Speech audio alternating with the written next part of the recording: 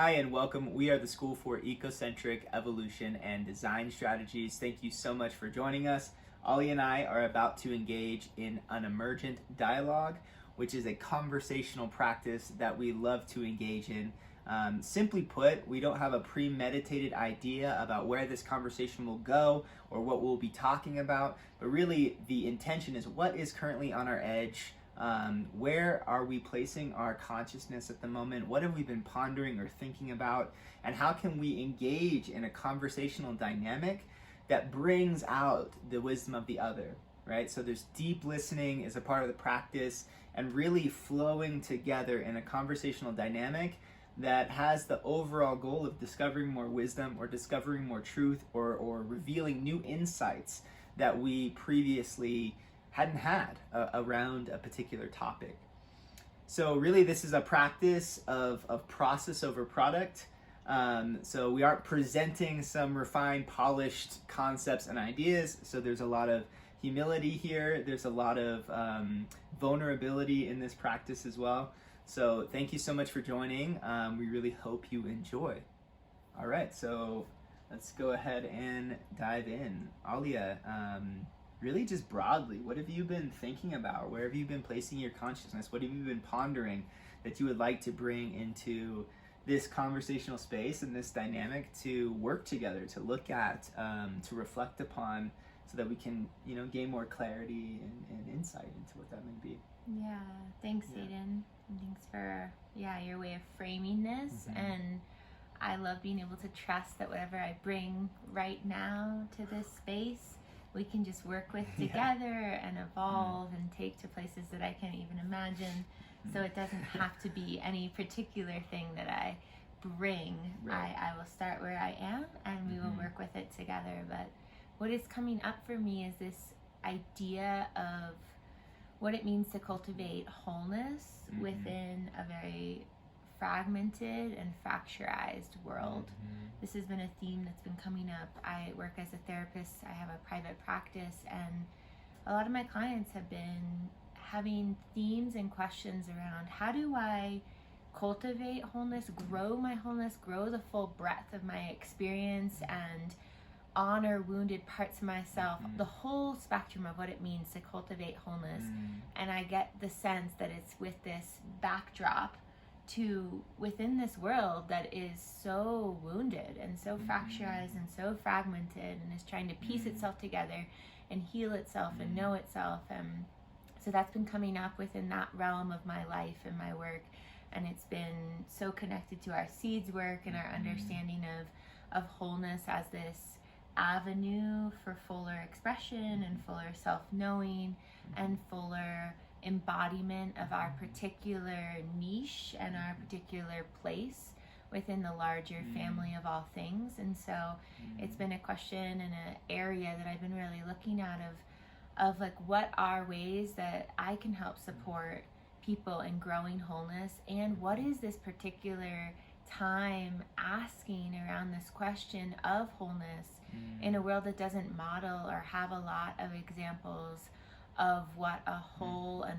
full and full spectrum experience and breadth of experience and radiance of experience really looks like, except for, when I say all of that, I'm like, except for the earth. I feel like that's the area of these modern times that we do still see the radiance of the sun or the radiance of the stars at night, or we see a tree filling a certain role, bearing fruit and being able to offer its droppings and its leaves to the ground. And so I do think that nature and the earth, and especially wild and really healthy ecosystems, do teach us a lot about what wholeness looks like. And yet so many parts of our modern society and our human society don't create or offer us many models for true wholeness across like a spectrum of identity. And we could talk more too, if we want to, about how we understand that, because we do have a shared language and understanding of what we mean by wholeness, particularly in relationship with the earth in a four-directional model, which is based off of indigenous ways of knowing ourselves as humans as a reflection of the natural world. So really being able to use a four-directional model with the north and south and east and west as a way of being able to map ourselves and our wholeness in relationship with the earth. But that's a lot, and I'm curious to hear where you feel drawn to go with around that. I know there's a lot of pieces there, and curious where this emergent conversation wants to flow. Totally.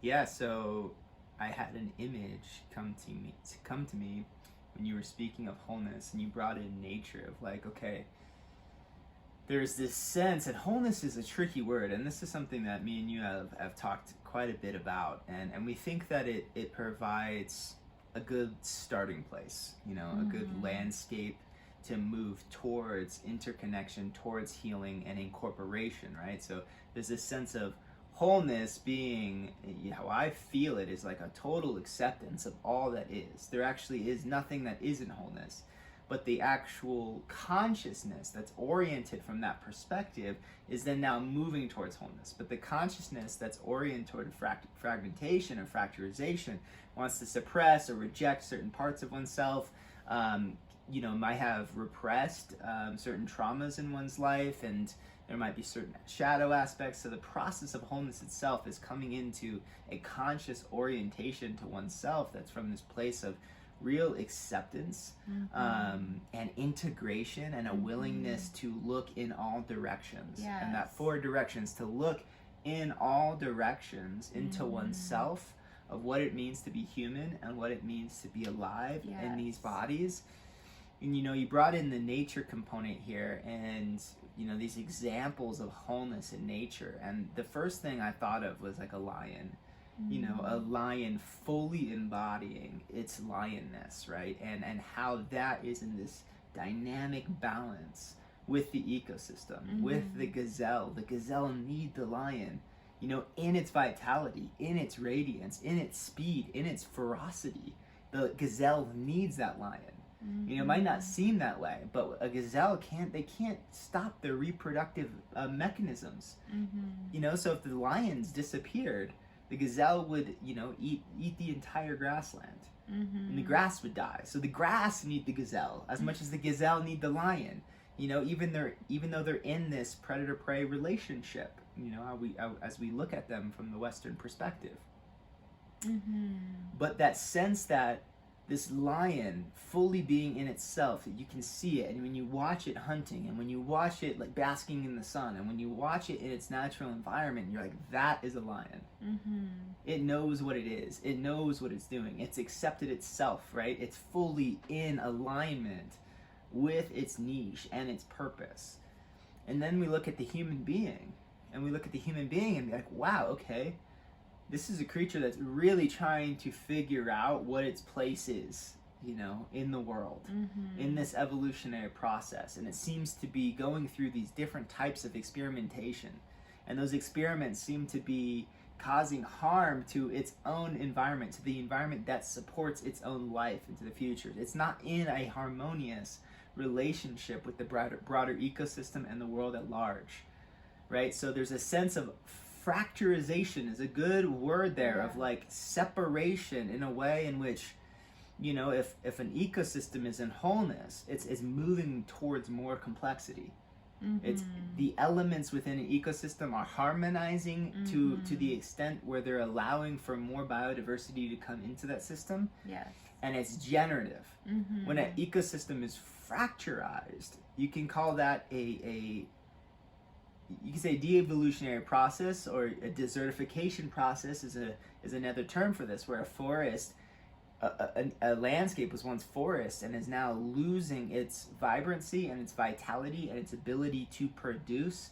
So we could call that the desertification process, where an ecosystem has become fracturized to the point where now it's not building more intricate connections with itself. Those connections are breaking. Those connections are breaking until the point where there's less and less and less and less and less life. And then you have a desert. So I think, like, if we look at the human being from a societal level, from a zoomed out perspective, the human being is actually creating these ecosystem fracturizations, right? So it's acting as an agent for more fracturization and harm to our earth itself, which to me is a mirror, right? It means that we aren't in place. We aren't aligning ourselves within a specific evolutionary niche.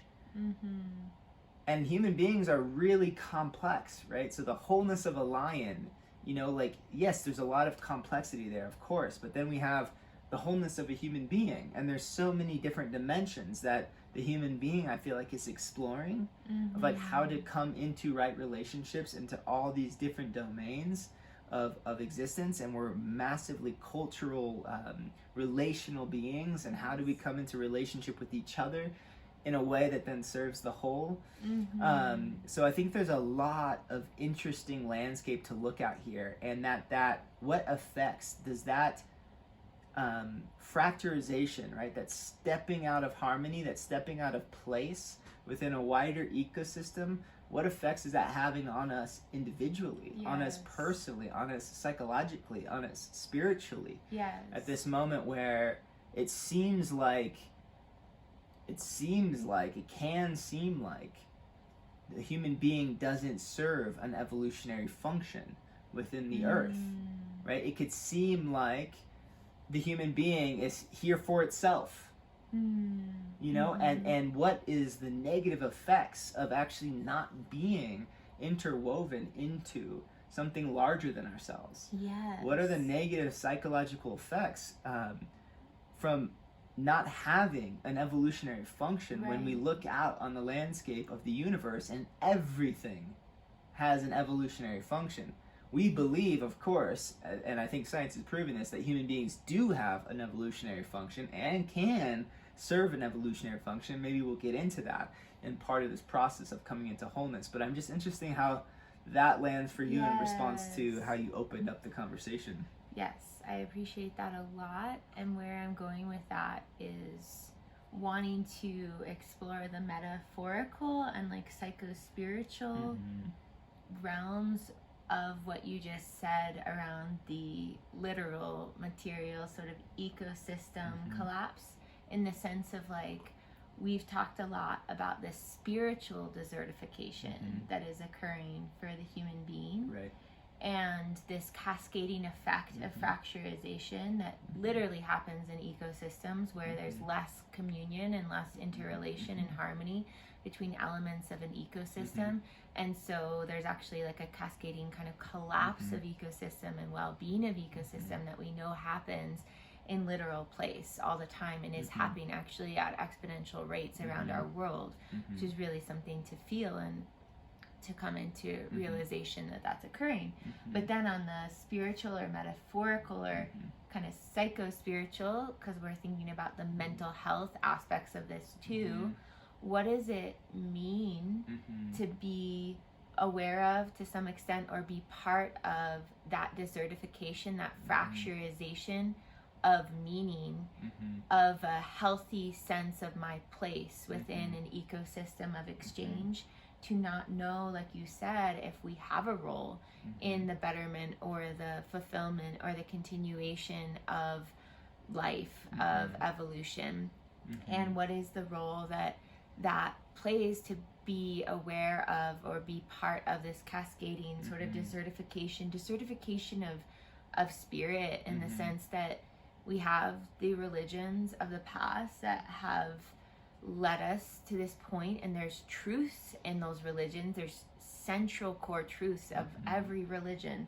that has existed up until now, and the ones that have been lost as well. And yet it feels that there's a spiritual malnourishment on some level as well, of really wanting to have a spirituality that tunes us in to what it is to be alive in this moment, that's updated to this time. And that doesn't mean that the religions of the past can't be updated or applied to what it means to be alive now, but it also means that regardless, we need to have a spiritual reason to be here, or else we wonder what our place is. We wonder what our role is, and we may just actually, through that wondering and that sort of disconnection, play a role in the continued fracturization, me maybe pulling back, not knowing what my place is, and that in itself is a cascading sort of collapse of connection between humans and the rest of the ecosystem. So it's actually like this way that we could contribute to that desertification, and yet the underlying need is to know and remember and feel called in to what our role and our spiritual reason is for being alive, what our place can be in being stewards of the continuation of life, of being gardeners of this heaven on earth that is really calling us and is inviting us forward as conscious participants with life to create such a more vast and beautiful existence than what currently surrounds us. Thank you for that. Yeah, and really bringing in the religion piece, the meaning piece, this sort of psychic and spiritual desertification process. There's a lot we could go into here. This metaphor is very, very powerful, and I think is really playing itself out, that we are living in a desert, in a collective meaning desert, in a spiritual desert, and actually an ecological desert, as we've been covering the globe with concrete and we've been cutting down our forests. We are in a collective desertification process. But you brought in a really important piece here to wholeness, and you had mentioned previously that we work off a four-directional model, and I think it'd be nice to touch back into that to kind of guide people through this conversational landscape. I imagine in this conversation and talking about wholeness, we'll need to touch on four basically distinct yet interconnected and interwoven facets of human experience, or what we're calling necessary facets of human wholeness. If we look at the landscape of our collective history, and even deep history, especially deep history, bringing that piece in, we can see we can actually trace what actually allows the human being to thrive, and to come into this place of real belonging, health, well-being, interconnection, and meaning. I think we're in a process where we're taking that whole process through an evolutionary transformation, which has necessitated in a lot of ways the loss of meaning for the birth of a truly collective human meaning. Which I think we're entering into new landscapes here, evolutionarily. But you brought in this East, right? You talked about the East in the map and model we use is the place of spirit. It's our cosmology. It's our story of how we've come to be. It's the part of the necessary part of psychological well-being within the human being that understands and knows itself to be deeply interwoven into the very fabric of what life is. To have arisen from the earth, and whose understanding of self is inherently to give back to life and the earth, even just through presence and consciousness of this gift and extraordinary experience of life itself. Is the East. So that's this East place, and you told that story very beautifully. And every culture and every indigenous culture has a East story, a story of where we come from. The important piece is cultures that understand that story fundamentally creates the foundation for our psychological well-being and our action in the world, created and co-created beautiful stories, wisdom stories of the East. What we've gotten into collectively is a scientific, materialistic story of the East, without intentionality around how does this story, the way that it's told now, affect us, psychologically, emotionally, spiritually, in a way that could create action in life that is destructive to our well-being to live into the future. So even if we're discovering this story of evolution and this material process of the universe, we've thrown out all of our religious stories and all the other stories that are held in the East. the place of spiritual connection, and have just reduced it down to a simplistic description that is devoid of meaning or real connection. Because what you're really speaking to, just to make sure I understand and to clarify, is this kind of predominant belief of sort of the mechanistic, sort of random occurrence. How else would you describe what you're speaking to? This sort of sense of like life arises by chance and everything that occurs is through just coincidence rather than a deep intelligence of the evolutionary process that is extraordinary and beautiful and full of love, that has arisen us and woven us into a symphony of experience by which, like, the capacities that we have as humans to even be having this conversation together and be sharing it through this technology is beyond like our imagination, because the earth has this capacity and the cosmos has this capacity to build upon herself and itself in ever complexifying ways that we actually, with this reflective consciousness, get to participate in and be a part of, which is the most extraordinary invitation that one could truly ever imagine. But that more reductionist, materialistic, like it's all just occurrence and chance that has led us here, is really minimizing of that invitation of what it is to be alive in these times when we stand on a precipice between kind of life and the extinction of human life, to be really kind of callous about it.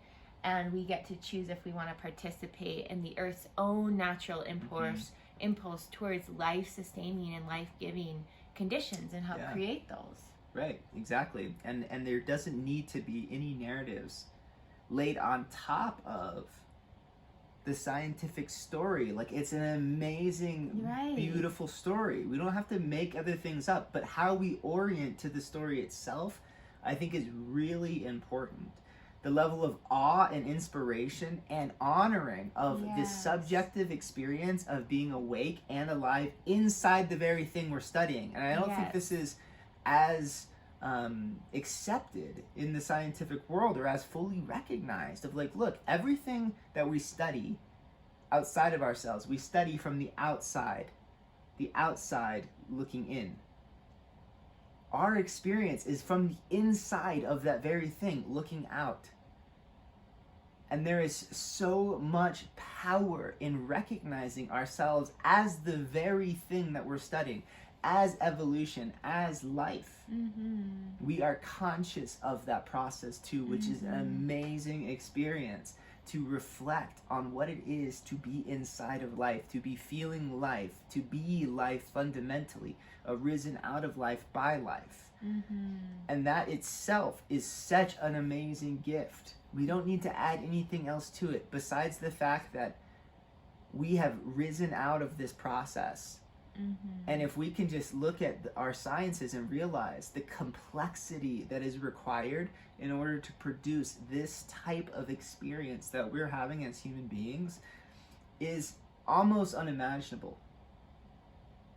And that rose out of this evolutionary process that, if you factor in time, is really incredible to see and believe how much it has created in that amount of time, and how much complexity it has created in that amount of time. And it seems like life self-organizes towards more harmonious, complex relationships to produce more complex, intricate organisms and diversify itself. Yes. And in that way, spirituality and science are not at odds in any way.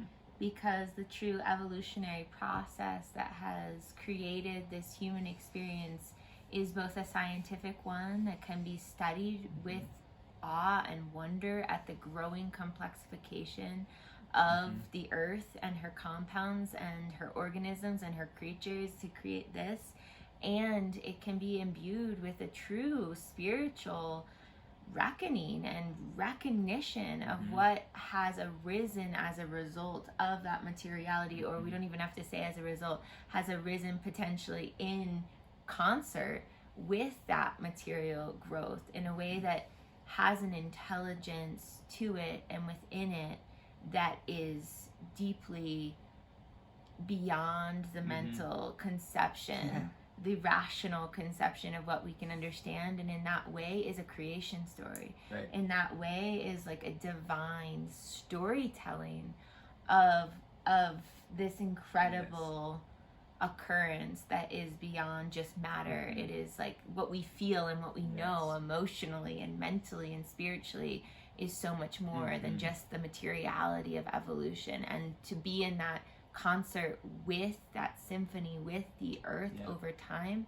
is a deeply creative story. If we're going to use that idea of like the creation story, like it maybe is just a longer creation story than what the stories have told, but also a lot of those stories are metaphorical and help us understand the sort of discipline and the rigor and the intentionality that may have been there from the creative forces.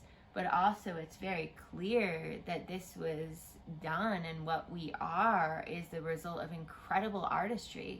We are such refined tools of creation that we would be so hubris and out of touch with reality to not see the divinity in our own creative form.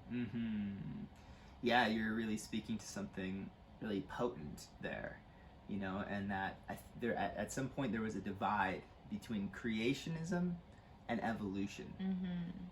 But if we actually look at the evolutionary process, life is co-creating its own life and creating more diversification for its continuance into the future. This, and we think, well, it's not conscious. Well, not in the way we're thinking about it, but our consciousness. But look, this is an example of fracturization right here. We look out onto life and say, it's not consciously creating. And then I say, are you consciously creating? And someone will say, sure, like I can consciously create. I can, you know, imagine something and draw it out. I can have intentionality. Well, aren't you life? You didn't create yourself. Life grew you out of its own evolutionary process, and in you, you have intentionality. You have consciousness. You have self-reflection. Life itself and the universe has consciousness and self-reflection, because you cannot be in any way separate from life, the universe, or life's own evolutionary process. So whether or not it exists out there, it exists in here, grown out of everything we see as an emergent property of life itself, of what is currently happening. Right? So this is a process. Life is in this process of playfully co-creating with itself, and out of that co-creation, the human being has emerged with self-reflective capacities as a tool for life's own creative process. Because with the capacity for self-reflection, abstraction, intention, imagination, life itself becomes conscious of its own evolutionary process and gets to project into the future what it wants to become, and then co-creates that process of becoming. So this is, again, a story we're telling here, and take it or leave it. But this is a story that weaves us into deep relationality with life. This is a cosmological story of our becoming and of our interconnection with life itself. This is the East. This is incredibly important, and this is a foundational piece of what we've lost as a collective. And can you feel too the difference between a story that weaves us back into relationality with life? Like if I see and feel myself as having arisen from the earth and through deep time, and that these qualities and facilities that I have are a gift of the earth through deep time, I inherently just feel that in myself as this deep responsibility towards earth stewardship and this sense of caretaking what has birthed me.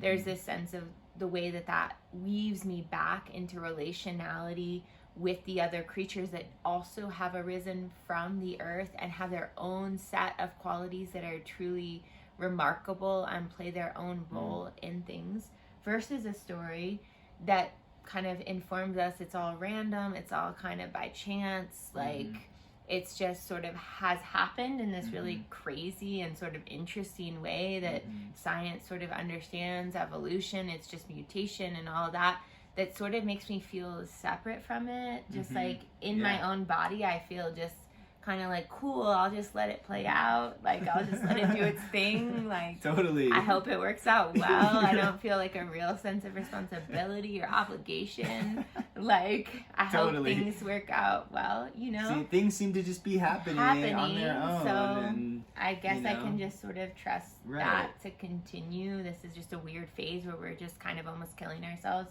but like I hope that we'll figure it out or something.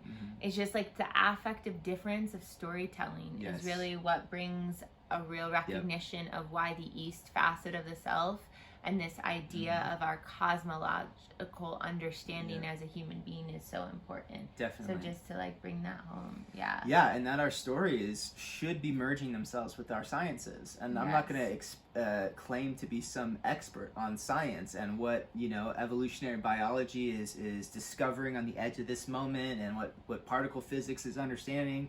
You know, I try to comprehend and I try to study as much as I can, and we're just offering an invitation, a story as we know it to be that should continuously evolve.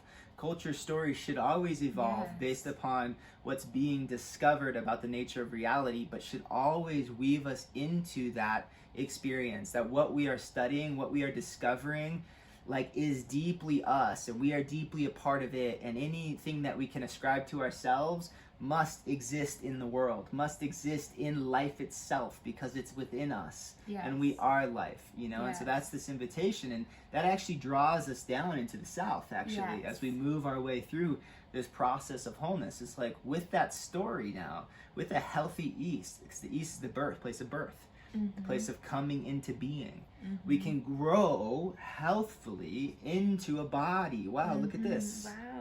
Wow. Oh my goodness. We're actually like, we're having this conversation with our voices, and I'm hearing what you have to say. I'm thinking about it. There's neurological connections and neurons firing at this moment. My heart is beating. I can feel, I'm feeling you. I'm feeling myself. I'm feeling the gravity of the moment.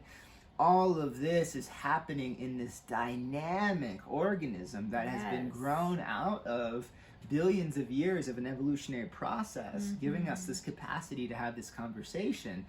So the South now comes in and says, okay, we're in a body.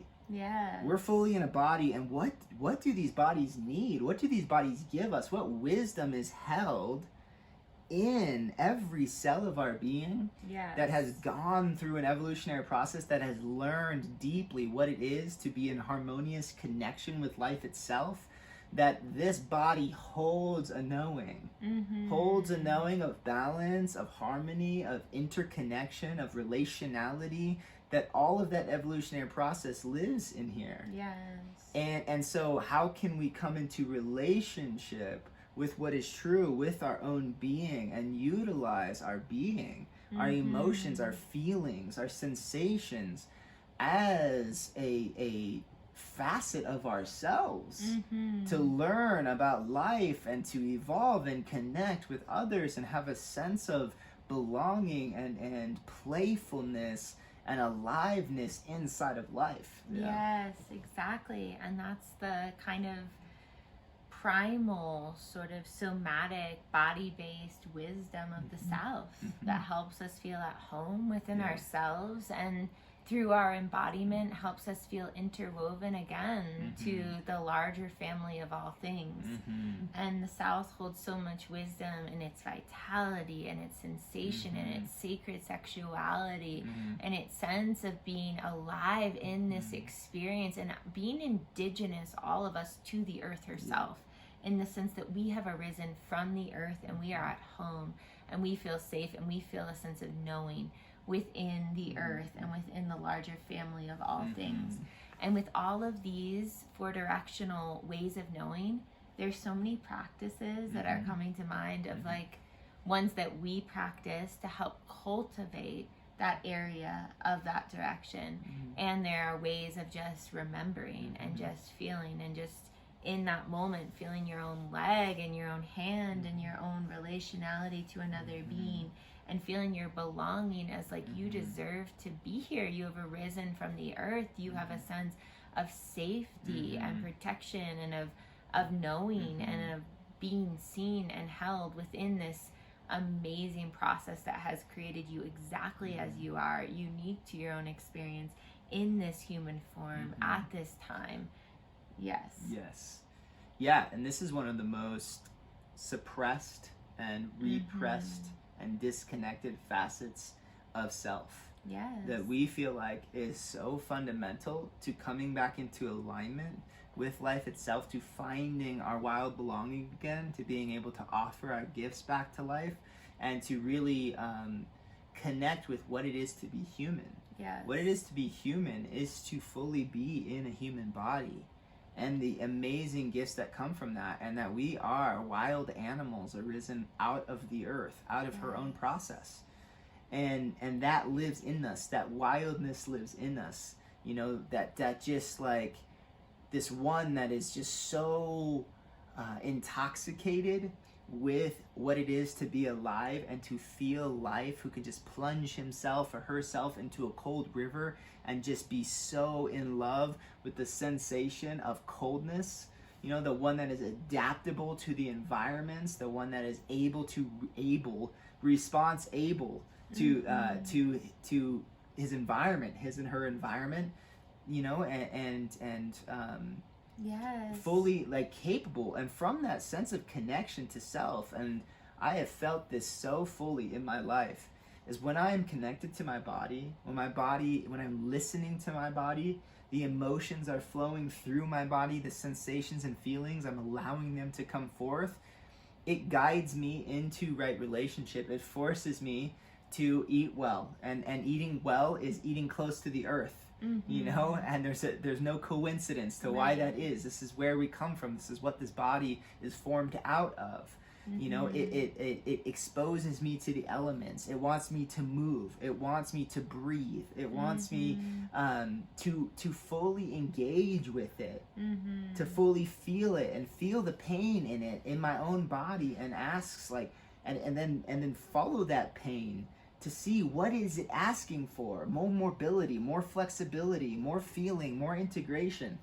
You know, and we can follow our bodies through a tremendous healing process that is deeply and powerfully meaningful and spiritual, and invigorating. Yes, completely. And so to help us just track across this sort of wheel of human experience that we're talking about, this wholeness spectrum, we've talked about the East as being this place where we're born into, and that having cosmological stories that provide us meaning and understanding of our place as human beings within this larger family of all things, and can help instill a sense of responsibility, a sense of commitment to also playing a role within the larger family of things to sustain life, not just because it's the right thing to do, but also because it's the only way to actually support the continuation of human life itself, which is our experience and our vehicle of consciousness and life as far as we know it.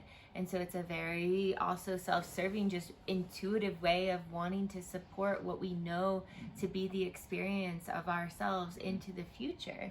And then we come into body, and that is sort of like this childhood experience of like, cool, I have these stories that help me feel part of things, and then I have this experience of actually coming into an individual, differentiated experience of my own vitality and wildness and incarnation of human form that's unique to me, that has my own emotions and my own feelings and sensations and my body and my digestion works differently than my sisters or brothers. You know, I am unique to me, and I am part of this wider family of all things. And then from this wheel, and through the way that that body teaches us how to be in more right relationship with the earth, because we're gonna feel better when we're also treating the source of life well. When we're eating directly from the earth, we're going to feel vitalized, we're going to feel nourished, because we are life. And then it weaves us. Yeah, I just want to weave together the East and the South a little bit more too. It's like there's a feedback mechanism between our embodied experience and the meaning stories we tell as a society, our bigger picture, the way we're interconnected, our spiritual understanding of the nature of reality. If that is out of tune, we feel that in our bodies. We can't fully come into ourselves. We don't have meaning or reason to try to feel the pain that's there. There's not any purpose to these harder experiences that can come from the body. But if we have stories that understand that those experiences that come from our bodies are teaching us evolutionary lessons, or either guiding us back into right relationship, or teaching us about the experience of fully being inside a body, being inside of life, we can hold those experiences and actually commune with our own selves. It's pretty amazing that we're thinking about trying to talk to aliens and we don't even fully understand how to commune with our own bodies, to actually listen to our own internal wisdom. You know, how we've just rejected the subjective experience for a long time in our scientific process. That's the experience of being inside of life. That's life itself talking to you inside of yourself. You know, your own thoughts, your own emotions, your own experience that arises out of this amazing body.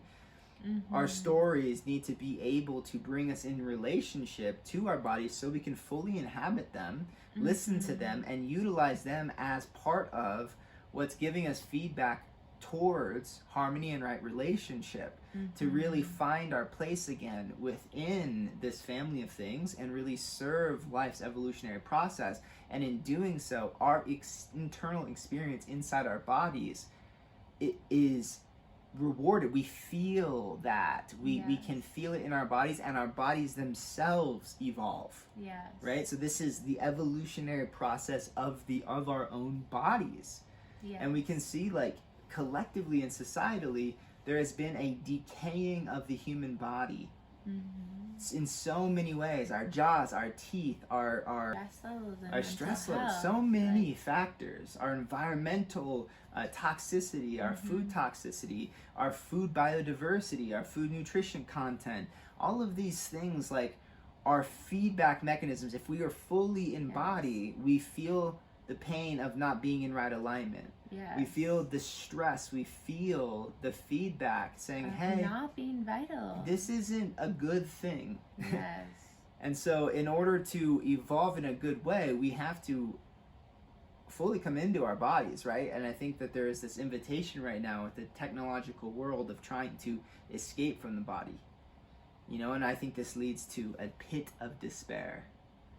Is that part of meaning and part of wholeness is the very foundation of ourselves. What has gifted our capacities of thought and all of our ideas is the experience of being inside of a body, and the unique formation of this mind, of this brain, of this human organism has gifted us everything that we have created as a collective. So we need to honor that foundational place and come back into relationship with our bodies as gifts, as tools for the evolutionary process, and as our very vehicle for navigating this journey of life. And how can we honor that vehicle, evolve that vehicle, work with that this amazing human organism in a way that's in right relationship with itself and the external world around it, so that they can be in this co-creative, co-regulative state and relationship that they just naturally arise out of. And so that is like this foundational piece in the South that we need to come into relationship with. And then there's this, we're moving into the West here, right? And with the West is the cosmological story, the story of how we are all interconnected, the greatest human why that we could possibly imagine. The East. Yeah. The East, the greatest human why that we could possibly imagine, that can weave us together in ways that create behavior, social behavior, that brings us into harmony with life itself and allows culture to continue to evolve into the future. Now we get into the West and we're looking at the individual. We're looking at the individual, the unique nature within me, within you. And this is a very mysterious thing.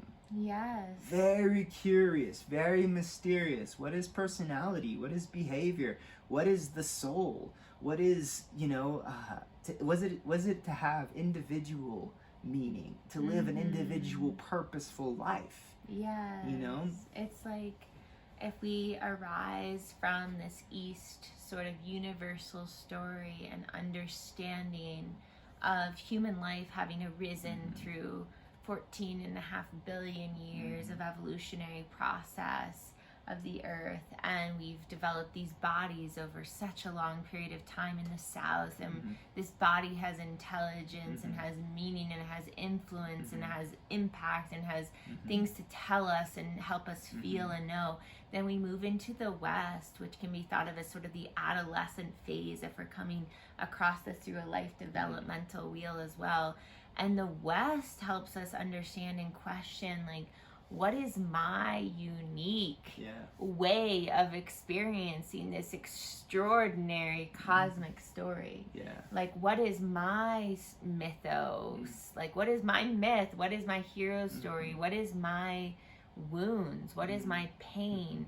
How has my experience of that universal story and this body human experience that is similar to you but different, how has that created in me a particular way of feeling and knowing and experiencing life that is only unique ever to me and my positionality and my identities and my belief systems and my childhood traumas and my whole assortment of spiritual and cultural belief systems that I've internalized and that I've worked through. Like, only I could know this way of seeing and perceiving, and because of that, only I could have this gift and this particular lens and this particular way of being able to give back to life and this larger story. But the West is really asking us and inviting us to feel the pain and the bigness and the fullness and the beauty and the mystery and the poetic nature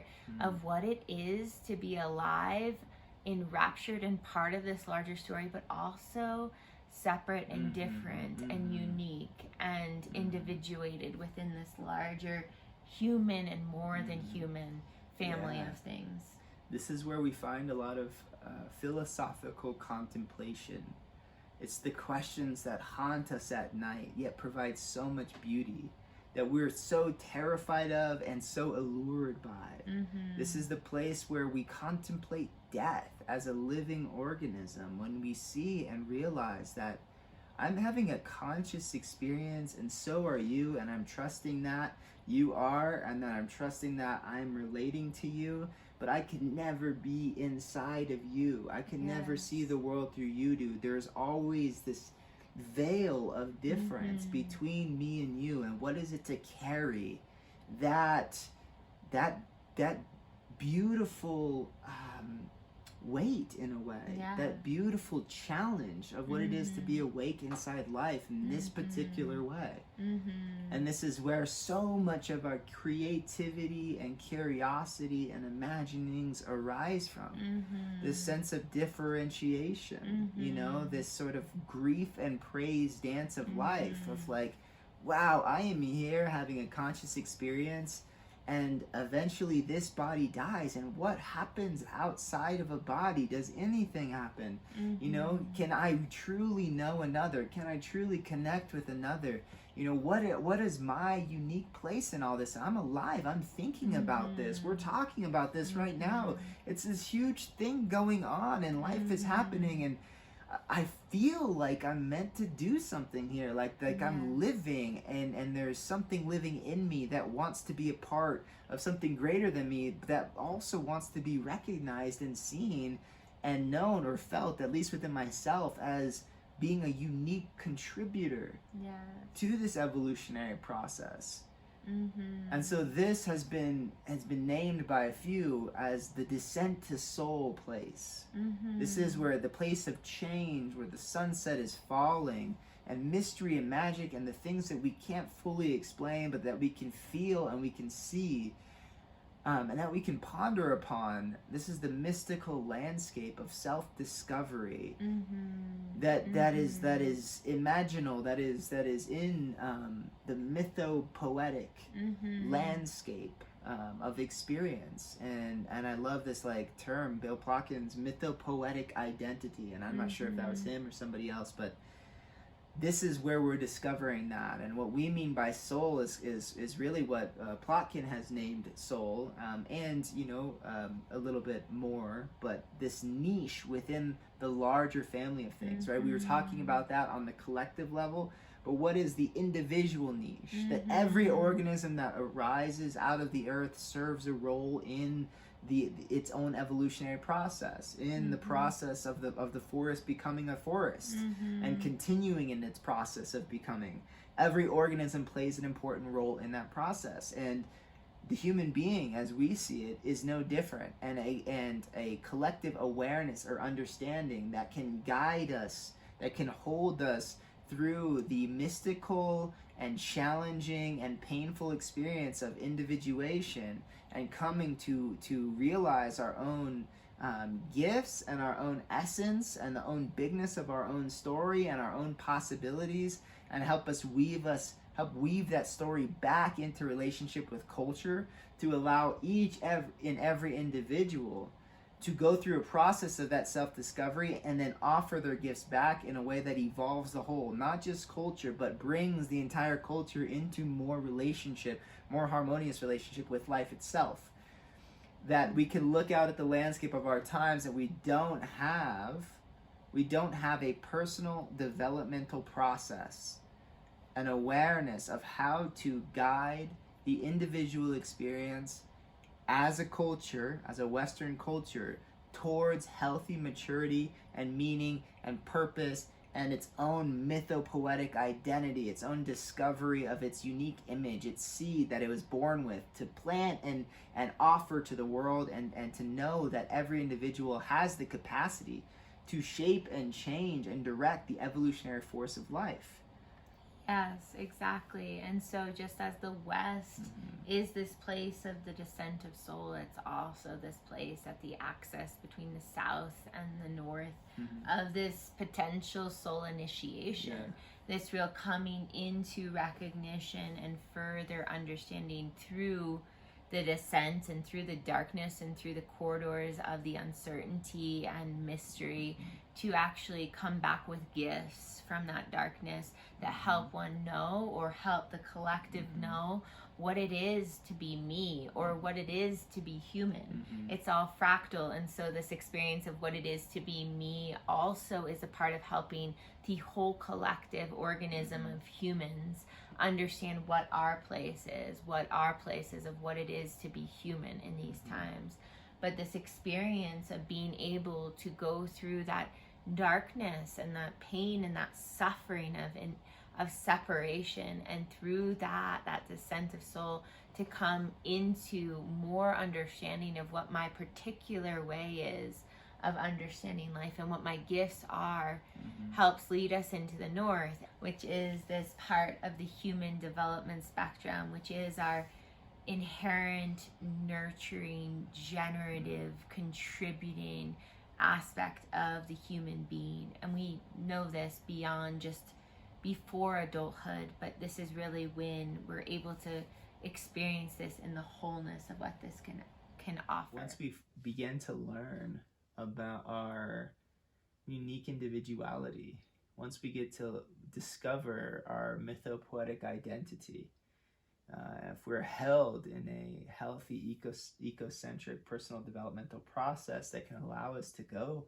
through that descent where we reform, reorient our sense of self, restructure the ego, to now find ourselves as a mature adult, right? So that's this crosshold, this threshold, this adult, which we could be another term for that, could be an agent of life's own evolutionary process, someone who has realized their agency and has aligned themselves with life itself and knows its unique gifts, and now is dedicated to offering those gifts as a service, knowing that those unique gifts are given, right? That life has grown us, and through that process of growth we have a unique fabric, we have a unique identity inside that can then come out in service to the whole, in service to our communities and our families, in a way that weaves us into deeper relationship with life. And so that's this threshold crossing, from the west to the north. Oftentimes was signified by an initiation or a rite of passage, where a claiming of a new, meaningful, what we're calling soul-rooted identity is claimed within the individual, and now the life is lived in service to that identity. And obviously there is a lot of intricacies there and how that identity wants to live itself into the world, but ultimately it's in service to culture and it's in service to life itself. And so that starts to move us to the north. If you could think of the west as this descent, right, as this process that we're going, like you could think of it as like going through a jungle or a forest, and there's darkness and there's challenge, and it's this hero's journey process of self-discovery. That when we come out of the West, we like slam up, and this is something I've shared with you many times, and I felt to myself too in this process. It's like we slam up against a mountain, and now we realize that we are facing the next greatest challenge of our lives. There's a shift of center of gravity, and it's how to bring my uniqueness into culture. Even if culture doesn't have the place for me yet, how do I co-create the place for myself to fit into culture, to help culture evolve, right? To help culture receive me is to help culture evolve. Evolving and weave itself into more right relationship with life for its continuance, right? And so that's where this north comes in, this responsibility, right? This is the place where of responsibility. This is now nighttime, it's now midnight, it's now the winter in the north. It's, can we do the hard thing? Can we live a life of service, right? Can we let go of old ego attachments and identities, and truly say yes to the long and challenging but rewarding path of really doing the multi-generational evolutionary work. And the facets of the north are also things that we all have at all times. We're talking now on these sort of evolutionary scales, but the north, I don't know if you want to touch on these, but like the different qualities of the north that we actually can really see very much in our society, because it's the place of mind. And I mean, the north is really the place of the mind and the place of being able to think in terms of foresight and looking ahead and planning. And when we're not fully embodied in the north qualities, or we haven't gone through that full wheel, we can practice those ways of being, or we can bring ourselves to those ways of being, but we're not necessarily in a mature or fully integrated north way of being. And so that is kind of what lends itself, as you know, into these like sub-personalities, or these wounded parts of self, if we're trying too early to be something that we're not.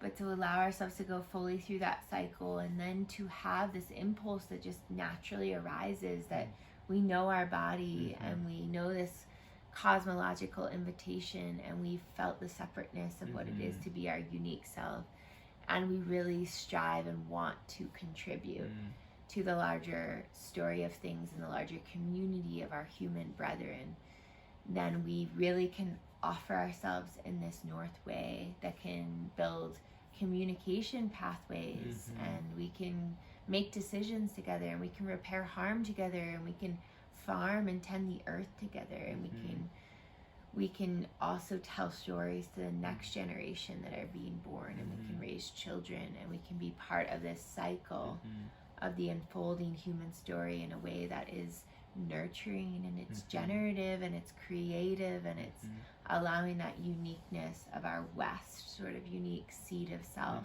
to be planted in the ground and to create a blossoming of form. Yeah, this is where, like, the image that was coming to mind is like planting a tree from seed. You know, this is where we discovered that seed, right? And have realized that we are stewards of that. You know, that we are tenders of that our task is to plant that into time and place, and see that it grows, to nourish it, knowing that it will grow beyond our single lifetime. Yes. You know, and this is the quality of the higher quality of the north, being the quality of the mind, can see into the future, can gaze into the past, can realize one's place, right? Can actually contemplate, rationalize, and then direct one's energy in a way that is specific, that's doing the tasks that need to be done for the continued evolution of the whole. Yes. Being able to hold both in mind, right? The individual offering of myself, but that offering is in service to something way greater than myself, to multi-generational, to 7 generations from now. You know, and so this is where, like, design strategies come in. This is where the mind goes to work and utilizes its highest facets for the sake of design and implementation and logic and reasoning, and virtue and ethics, in order to be in harmony, in order to ultimately be in service, in order to ultimately guide this powerful evolutionary technology that is the human being and the human consciousness into the right constraints, or the right container for which that powerful force can be generative, right? So there's a generative quality in the north, right? To being a caretaker of life, realizing one's immense capacity and one's immense gifts, and in that realizing one's immense capacity for harm, and then designing and strategizing, creating and co-creating ethics and values and morals and scientific processes in order to align ourselves and guide ourselves into deeper relationship and into deeper service of life, where we can actually deliver our individual soul nature, our individual gifts, in a way that is actually generative to life. And so, yeah, we just had, like, I'm sure there's more here in regards to the north, but, you know, you just brought into the space this quality of wholeness, and it was, we couldn't possibly talk about, you know, just meaning or just one or the other, and knowing what we know, and what we've learned over the years in our own lives is, like, wholeness has to include at least, you know, a balanced form of all 4 of those different facets, or those different perspectives of who we are as actual humans. And each of those 4 places, the way that we inhabit them needs to be fundamentally in relationship to the more than human world, right? Yes. To the container that we live in, to the context of our reality. Yes. To the foundations of what life is, right? This East story that is sort of this container for all of these other directions to be in service to the place we come out of, the place we return to. The ever fluid dance of becoming that life is. We are in service. We are risen out of that, in service to that, and we are in body, and we are unique individuals with unique soul gifts that can impact and shape culture and life itself as an individual.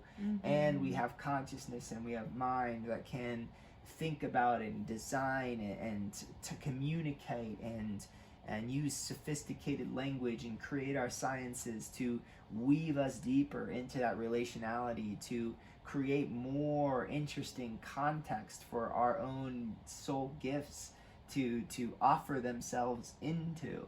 You know, and if we can weave all of those different components together within ourselves, now we are facilitating wholeness, right? Which isn't just one stagnant state, you know, but is a process of evolution itself, of growing these 4 different facets in an equally balanced, harmonious way, where we can then keep the process of life unfolding and growing and exploring new dimensions of itself.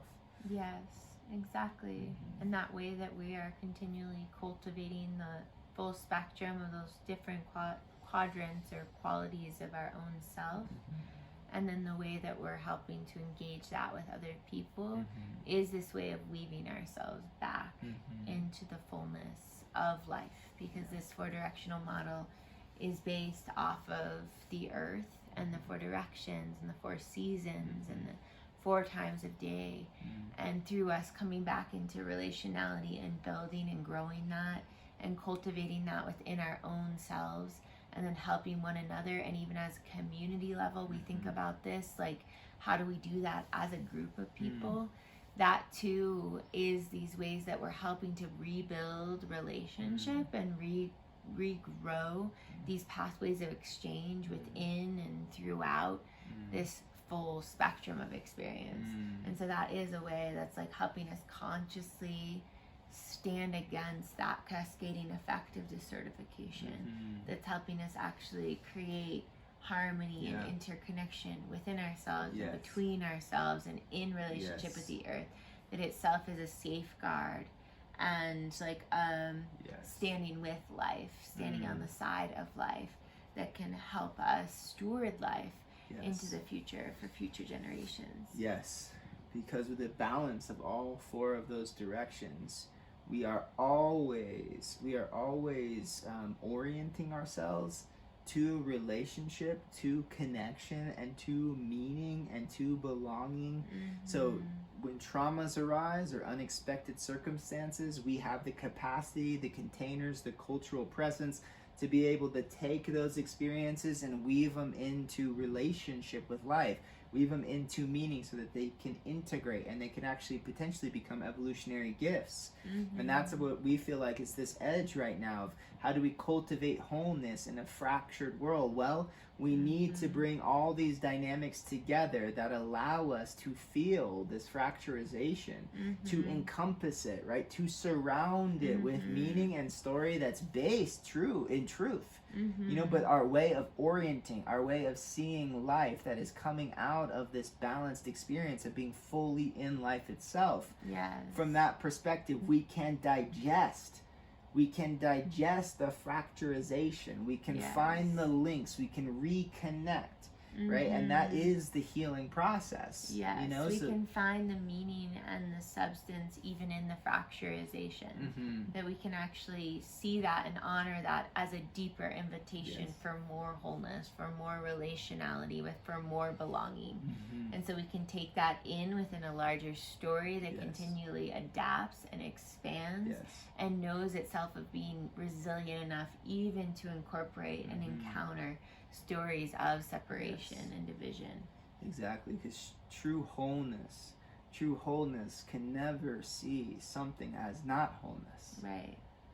So we know we're cultivating wholeness if we're finding ways to relate to and to connect everything of life together, right? And that is the opposite of the desertification process, right? That is a ecosystem moving in a successional way towards more health and equilibrium and balance.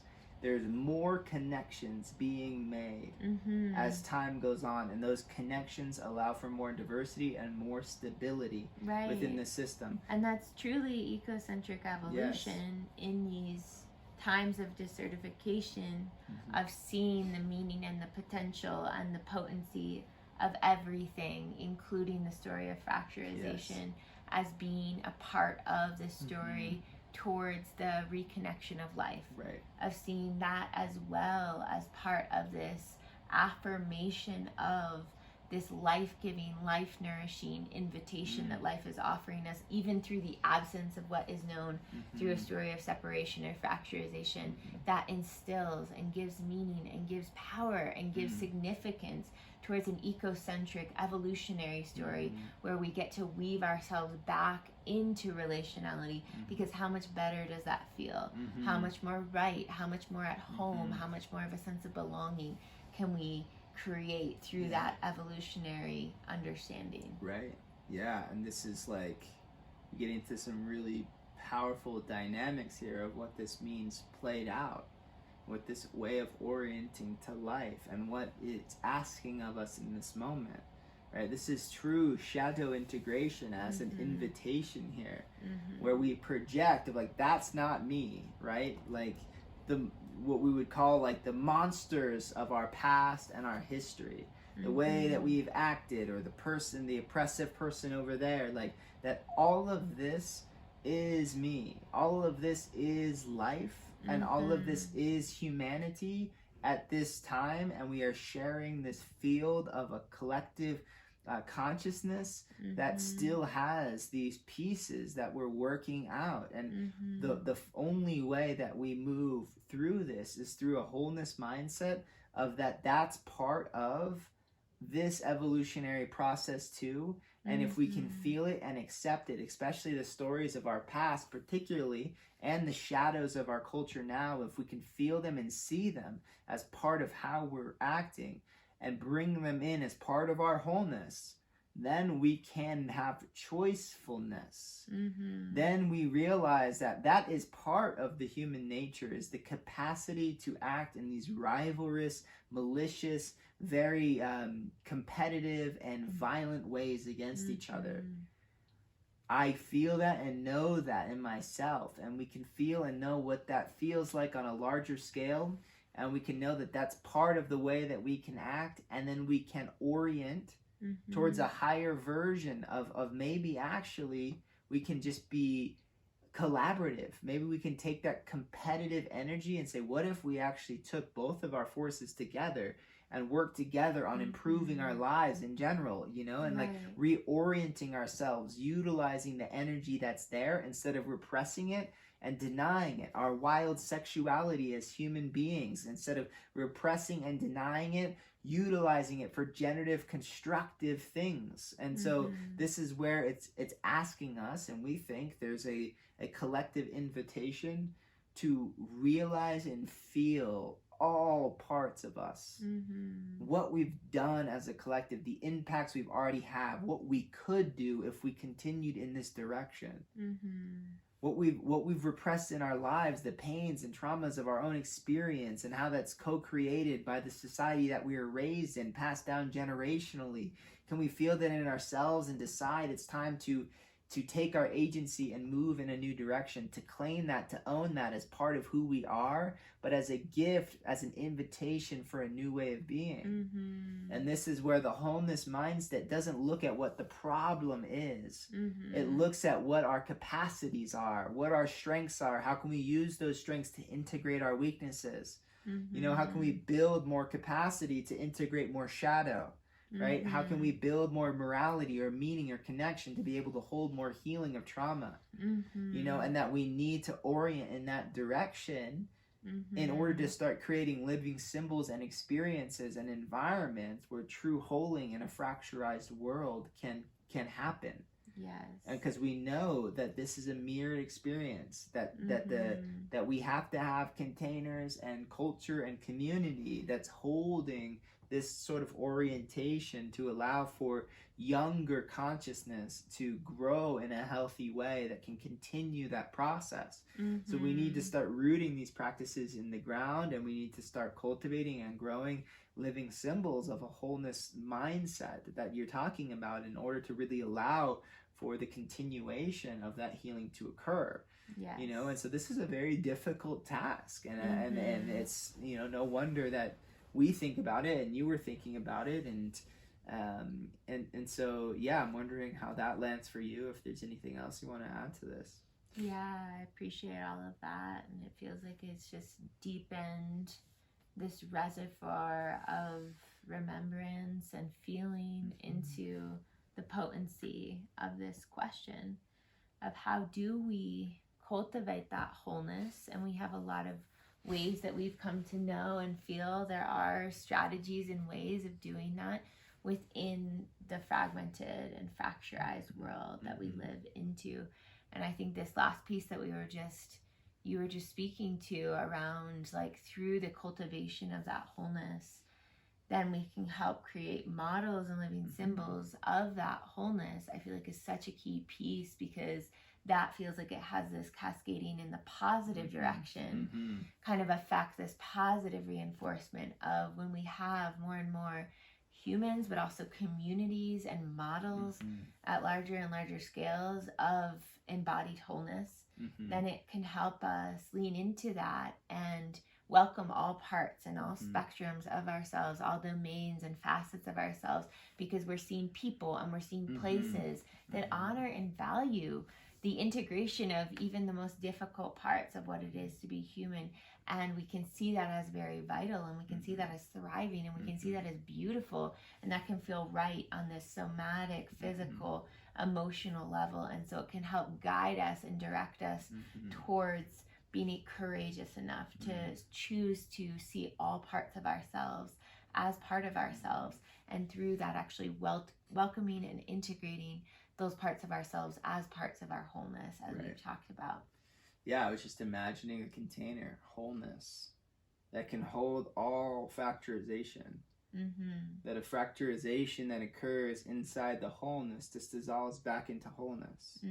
It's held within that, and if we can create these containers together, and we can grow this wholeness sense of relating and being with each other, using the four facets of what it is to be a human, and balancing those, then we can digest all of this trauma and fracturization and disconnection and wounding, and really begin to move ourselves to take our place within the family of things, and really serve our evolutionary role as conscious agents of life's evolutionary process for the sake of life's continuance into the future, and the health of that continuance into the future.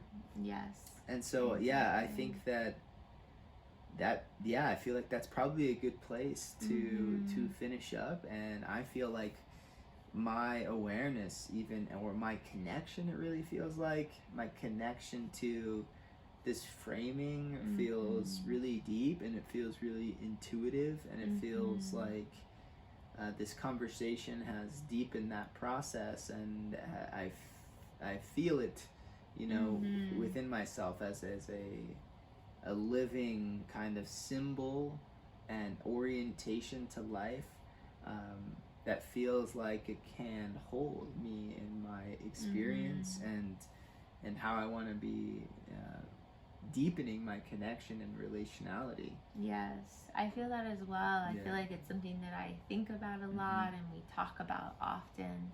But this conversation has helped, even just through moving across the four-directional wheel, helped me really tune in and feel into each of those qualities. I'm more of an affective, emotional, and somatic, body-based way that feels really supportive and helpful and interesting to continue to cultivate in myself, and also be able to share with those that I work with in a way that's very direct and inviting and clear and accessible and simple, and more of a remembrance than even a teaching. It's really just like a helping all of us remember what is inherently true of the earth and of nature, that then of course is reflected and embodied and offered within ourselves as humans, and within the human psyche as well.